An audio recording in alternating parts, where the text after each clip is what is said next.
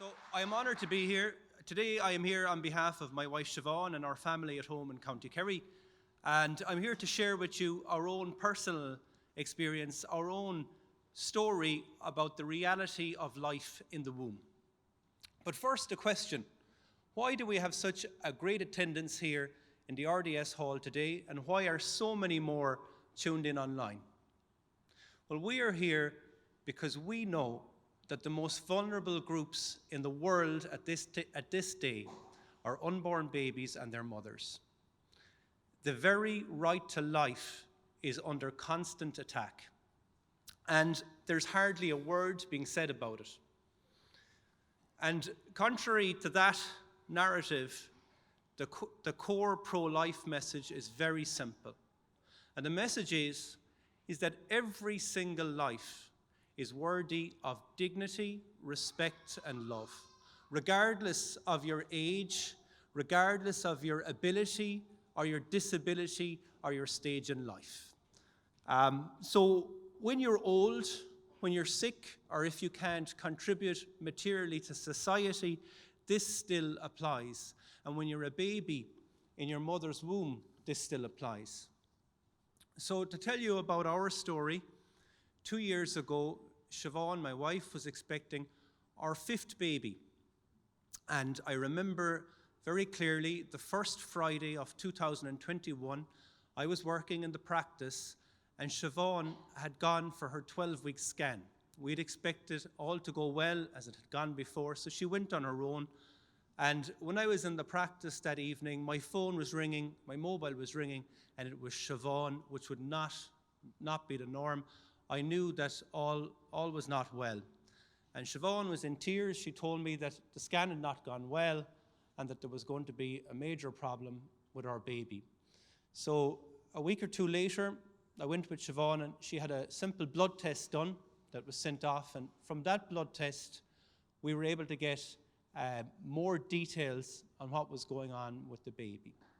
And we were told then, after that the baby had a condition called Patau's syndrome, which is severely life-limiting. And what it would mean would be that the baby would be very unlikely to survive the pregnancy, and that even if the baby did, that it wouldn't survive very long afterwards. So after that, Siobhan and I went for some more scans, and I remember being able to see the baby at the time and see, it was a little baby boy, see the tiny arms and legs moving and the heart beating. And to me, even as a doctor, the baby looked perfect. It looked like a perfect baby, even though we knew, but there was no doubt about it, but there was a serious condition there. But it struck us that even though there had been so much said about these babies that weren't going to survive, that this was a unique creation made from our DNA, made from Siobhan's DNA and mine. And we made one great decision that we made, was that we told our own children, the 4 children at home, and our own families very early on in the pregnancy, all about our baby boy and the full story, in an age-appropriate way, the full story about what was to be expected. And from that, our little baby boy was surrounded for the whole of the pregnancy with the love, not only of his parents, but of his grandparents, his aunts, his uncles, his cousins, his granddads, and his grandmothers. The whole clan was in love with this preborn baby boy. And in a way, he defied the odds, because at every scan he was still alive. And on the 12th of May 2021, baby Liam O'Regan was born alive. And he was born into a situation where he had 2 loving parents waiting for him. And he did pass away very shortly afterwards. But it made a profound impression on all of us, and he is still very much a part of our family. Thanks to a wonderful charity called Féileacáin, I'm not sure if everyone has heard of it, but thanks to that charity which supports parents in this position, we were able to bring baby Liam home, bring his body home in a cooled cradle where his brother and his sisters and his grandparents and his close relatives could actually meet him and meet the newest member of their family. Of course, We were heartbroken to have lost him, but he was and still is and always will be a member of our family, and he's thought about and prayed for every day. The politicians that are making the laws, or legislators, many of them, they hear this term fetal abnormality, or a fetus with a problem, and they're in this cocoon of legislation, and they don't understand that this boy was not a fetal abnormality. He was Liam O'Regan, and he was our son.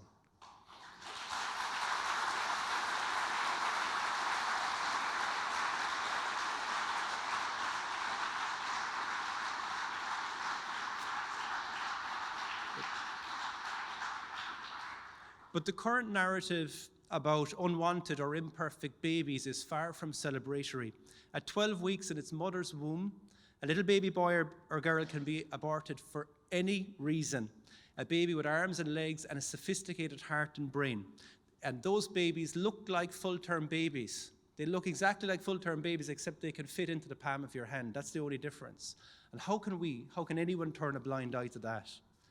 As predicted, since it became legalized, the number of abortions has increased massively. And just to give you the number again, last year, 8,876 baby boys and girls lost their lives through abortion in Ireland. The vast majority of these were healthy babies with healthy mothers. And each one of those abortions is a tragedy.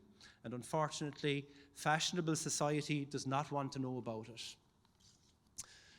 This year, the government published the findings of a review that they commissioned on Ireland's abortion law. And it is a frightening read. Its purpose is very clear, and that is to make abortion more accessible and more widespread. And one very sad thing, there are several, including freedom of conscience, but one very sad thing that they've targeted in this review is what's called the 3-day waiting period. This 3-day wait is a safeguard that was put in place in the original legislation to assure the voters that safeguards were in place and that abortions wouldn't be rushed into. It was a good piece of legislation to give a woman the time and space to think. And an estimated 6,728 babies were saved because of this wait. But lobby groups and campaigners want it gone. Why would anybody try to scrap a piece of legislation that saves lives? At the moment, babies up to 12 weeks can be aborted for any reason, as I said. But again, lobby groups have targeted even this age limit, and they've targeted with ferocity. And the government's review is recommending that this age limit be increased. And even the language being used is misleading. They call abortion healthcare, when even the children at home know that abortion could not be healthcare. Healthcare is something that seeks to promote and to heal, and you can never call something that sets out deliberately to end a life healthcare. It's the exact opposite to healthcare.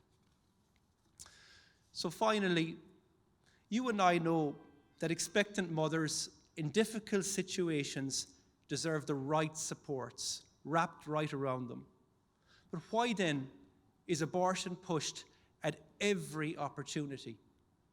You and I know that every preborn baby is a life to be cherished. But why are we told they are a problem to be eliminated? You and I know the reality of life in the womb, but why is it denied and ignored at every opportunity? So what can we do? Well, the first thing is that we can inform ourselves. We can tune into the Pro-Life Campaign website. We can tune into the newsletter and find out what's going on. Be informed. We can talk to our loved ones, the people at home. We can explain what pro-life means, that every life counts, no matter what. When politicians come and ask us for our votes, we can ask them what do they stand for in relation to life and what their track record is on that. We can support charities, great pro-life work that's going on every day under the radar. Charities like Gianna Care that have saved thousands of preborn babies simply by supporting their mothers during and after pregnancy. Or we can support Rachel's Vineyard, that provides compassionate care and support for women who have been scarred by abortion.